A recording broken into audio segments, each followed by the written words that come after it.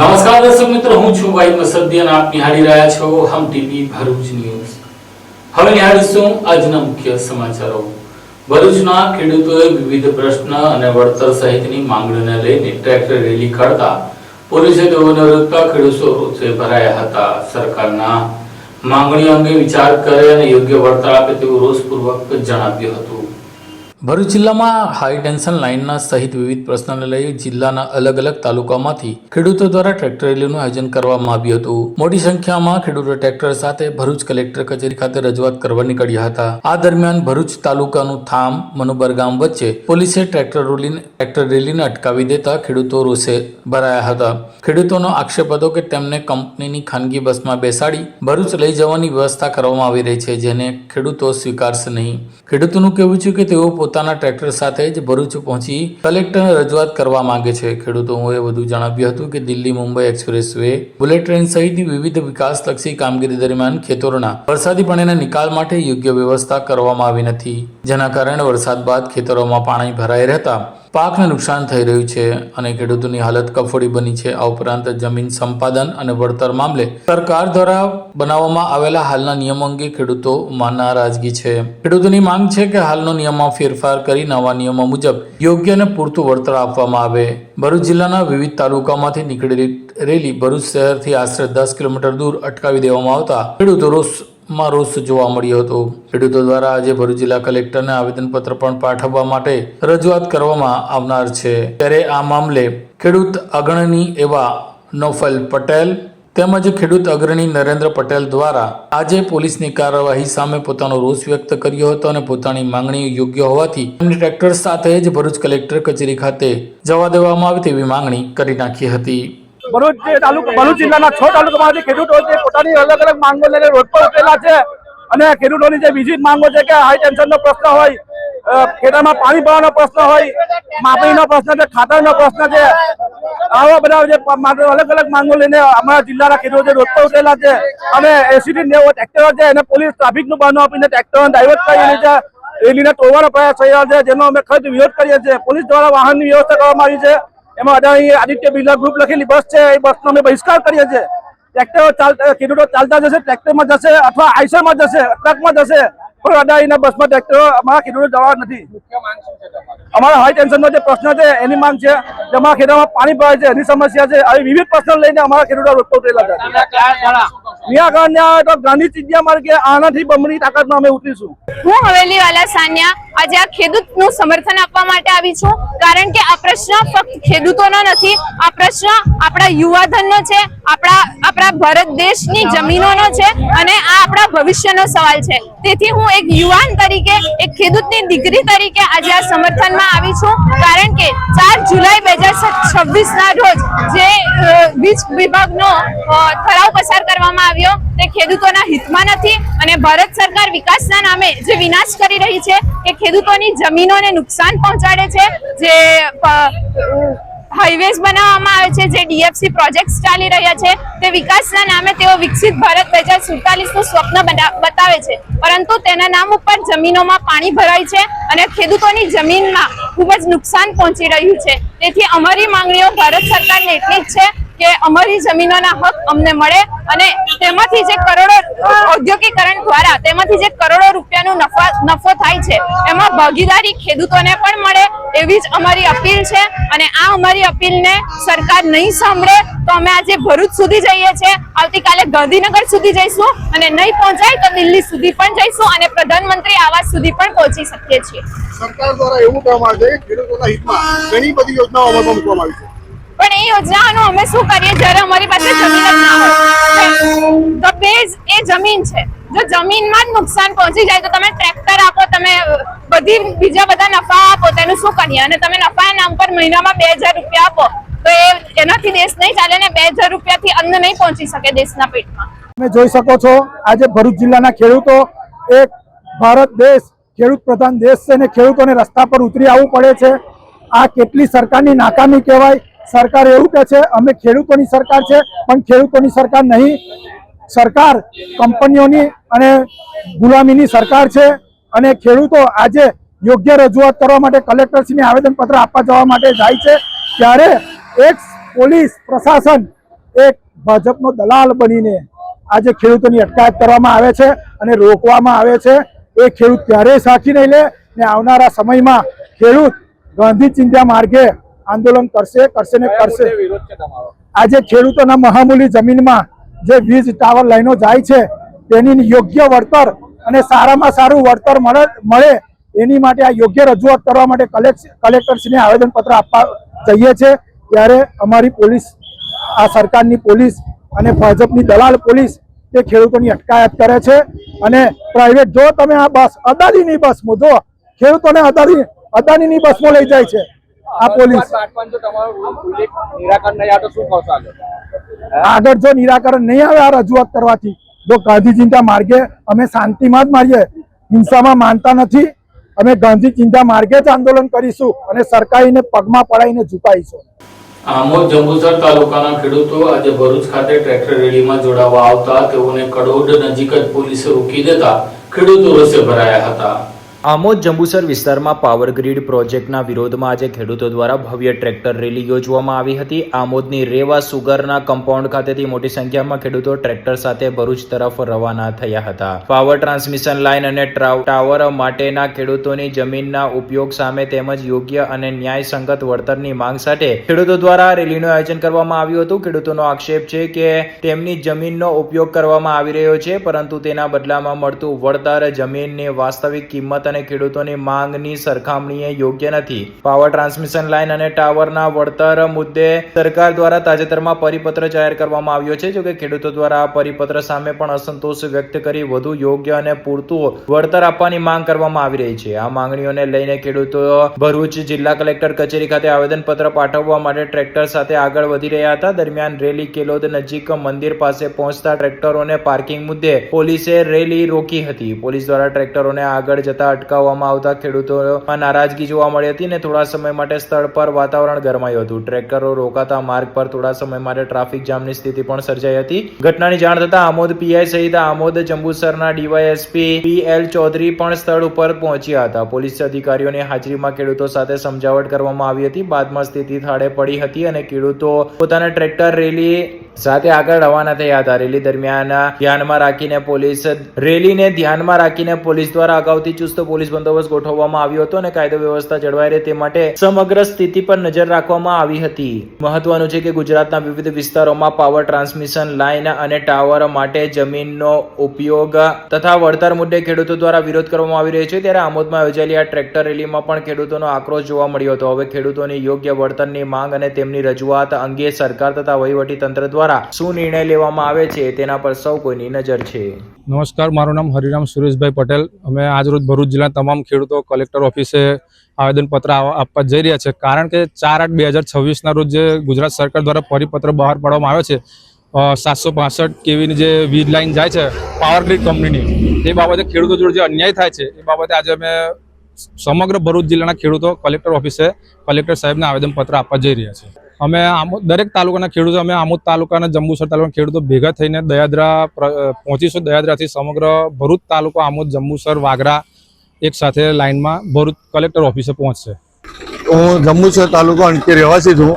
મારું નામ કૌશિકભાઈ અંબાલાલ પટેલ છે અને અમે અમારા એના અંદર રેલી ટ્રેક્ટરોની રેલીને અમે ભરૂચ જઈએ છીએ આવેદન આપવા માટે.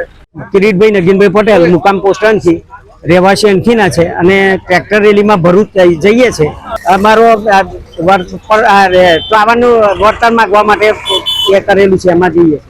ભરૂચ જિલ્લાના ખેડૂતોએ આજે ભરૂચ જિલ્લા કલેક્ટર કચેરી ખાતે જઈને પોતાની માંગણીઓને લઈને એક આવેદનપત્ર જિલ્લા કલેક્ટરને પાઠવી રજૂઆત કરી હતી.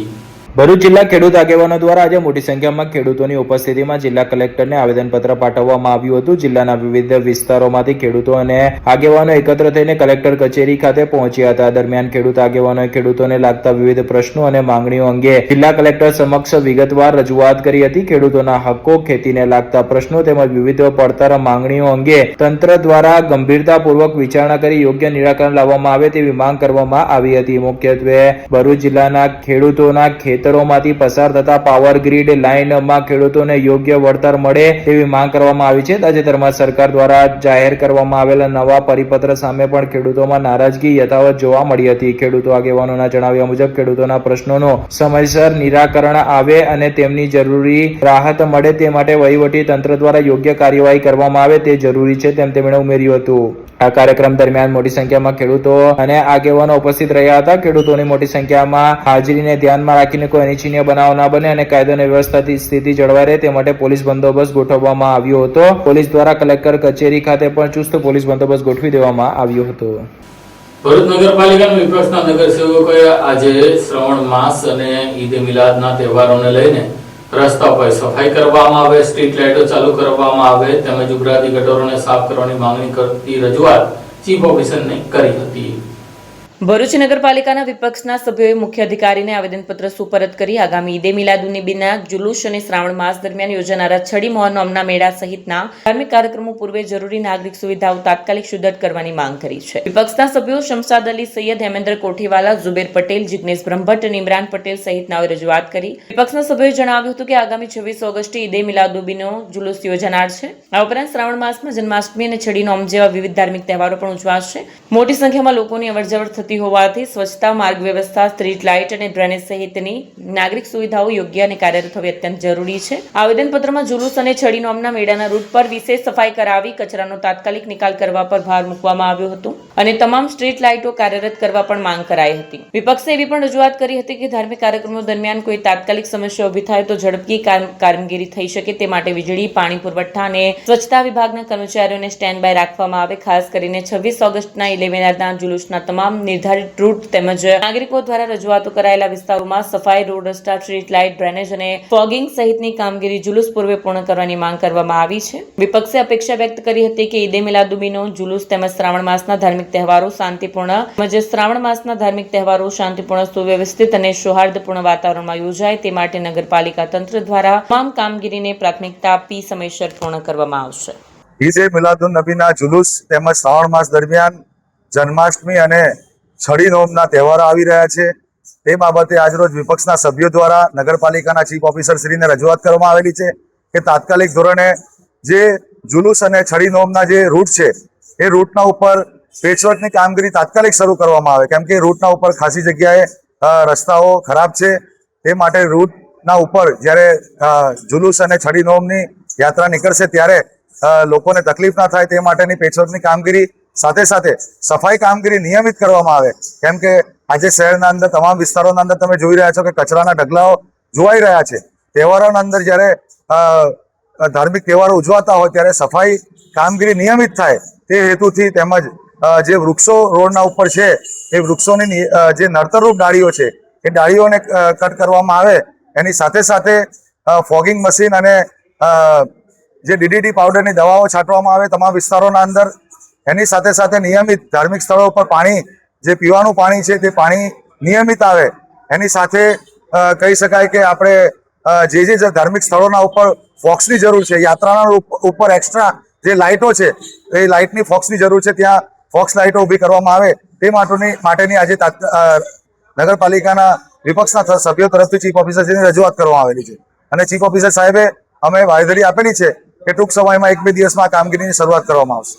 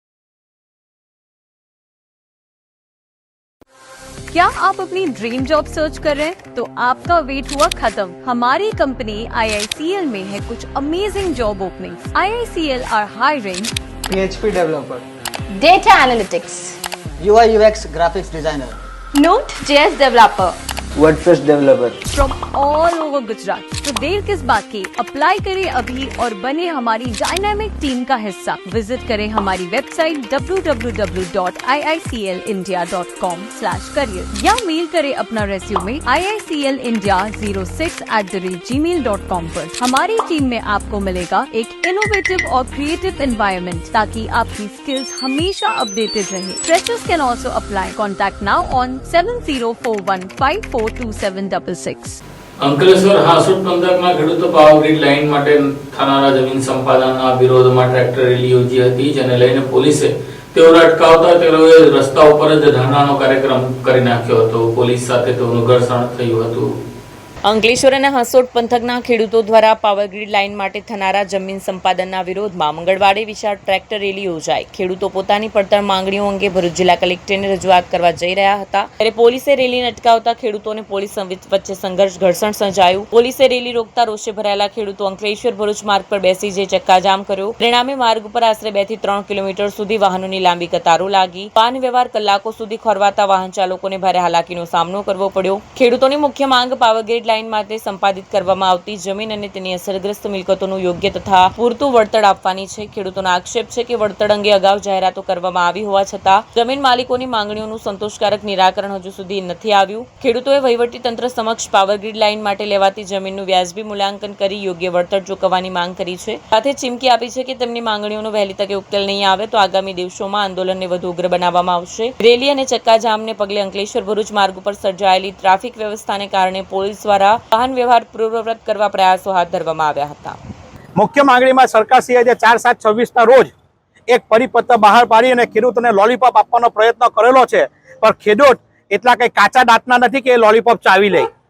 કારણ કે એની અંદર માં ને માસી એક જ કહી છે. જે DLVCમાં કિંમત થતી હતી એ ખેડૂત સરકારશ્રીએ જે 3 વેલ્યુઓ નક્કી કરવાની પ્રોસિજર કરી છે ને એ એક જુગારની પ્રોસિજર કરી છે. ખેડૂતોને સરકાર જુગારી બનાવવા માંગે છે. અમે જુગારી બનવા માંગતા નથી. અમે ખેડૂત છીએ અને ખેડૂત જ રહેવા માંગીએ છીએ.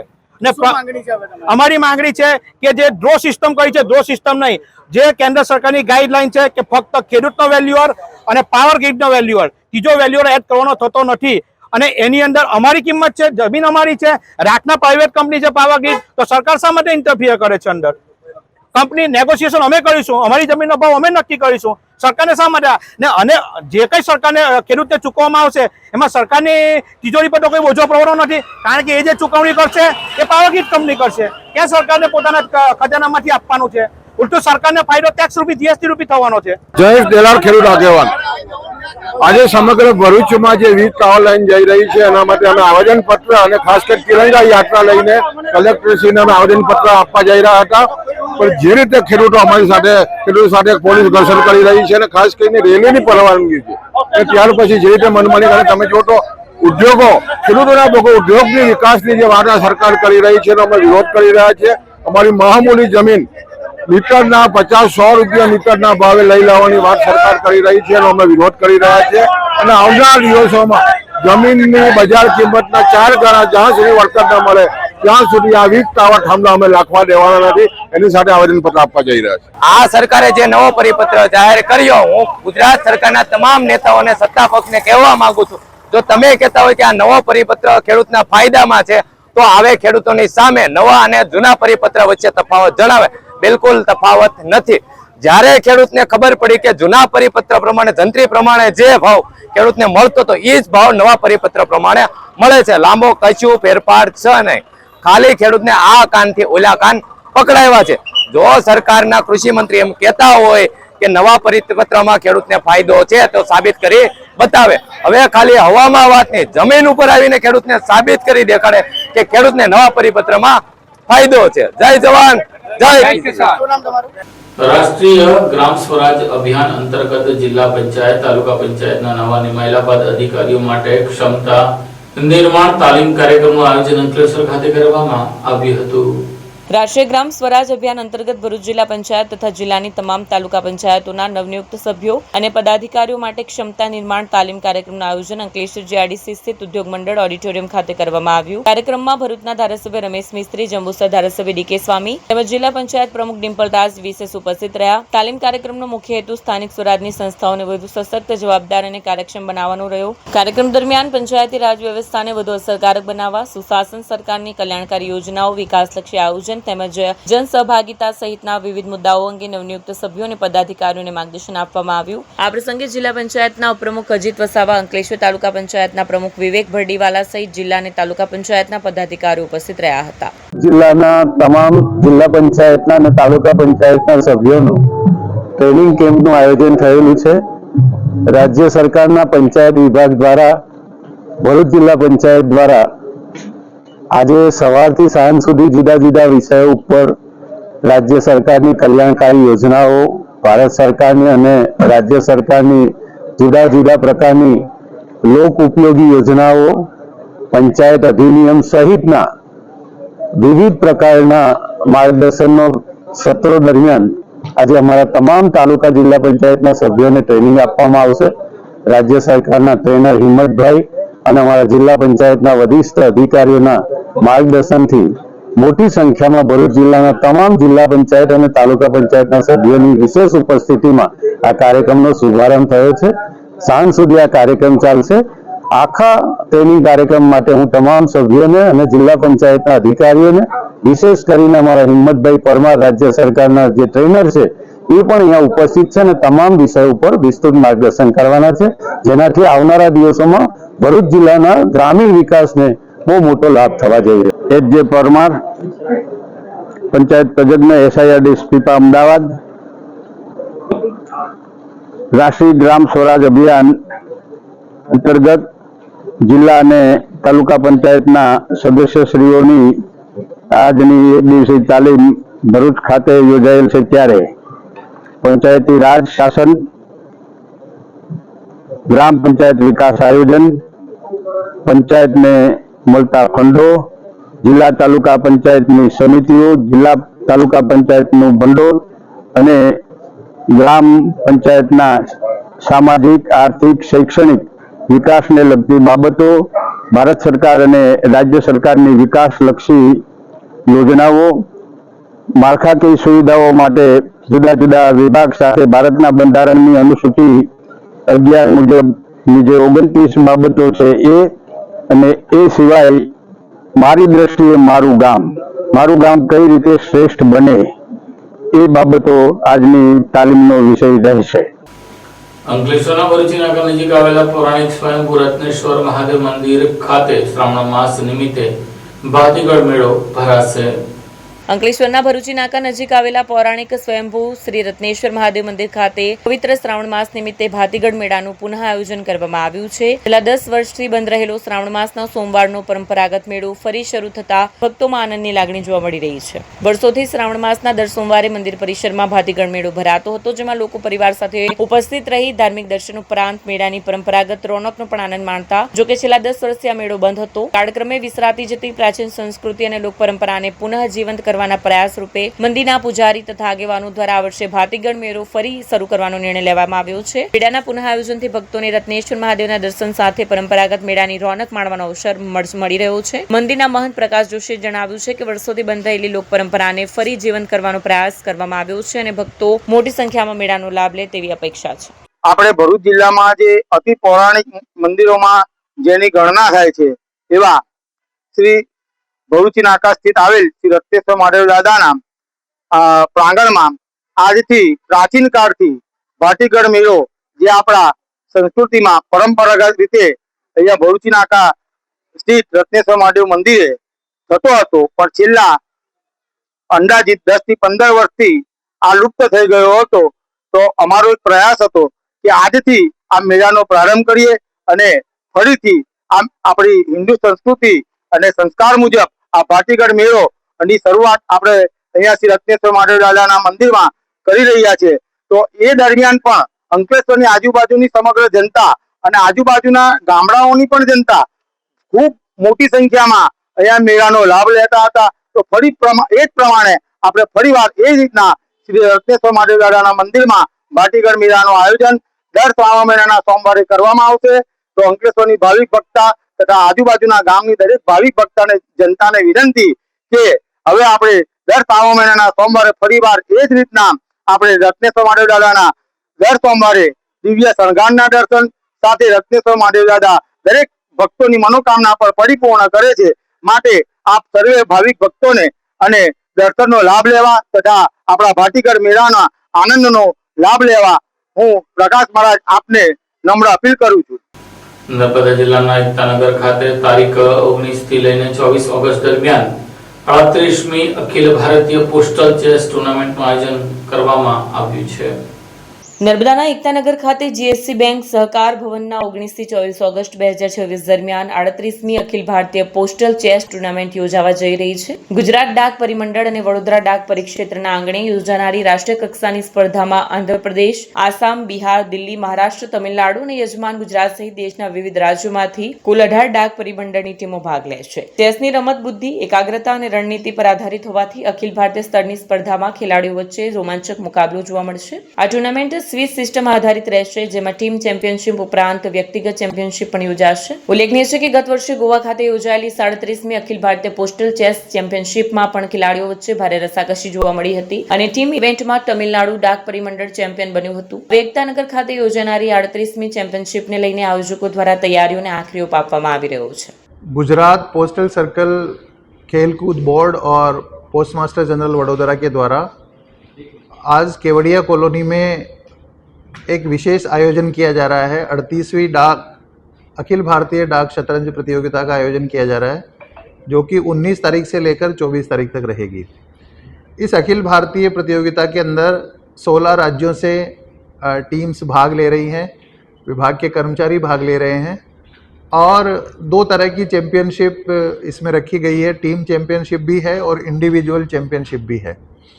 आप देख रहे हैं कि स्टैच्यू ऑफ यूनिटी के यहाँ जो जीएससी बैंक है, गुजरात स्टेट कोऑपरेटिव बैंक, वहाँ पर इस विशेष जगह को चुना गया है क्योंकि इस स्थान का सरदार पटेल की मूर्ति की वजह से और देश की विश्व की सबसे ऊंची मूर्ति होने के नाते एक पर्यटन की दृष्टि से और ऐतिहासिक दृष्टि से महत्व है.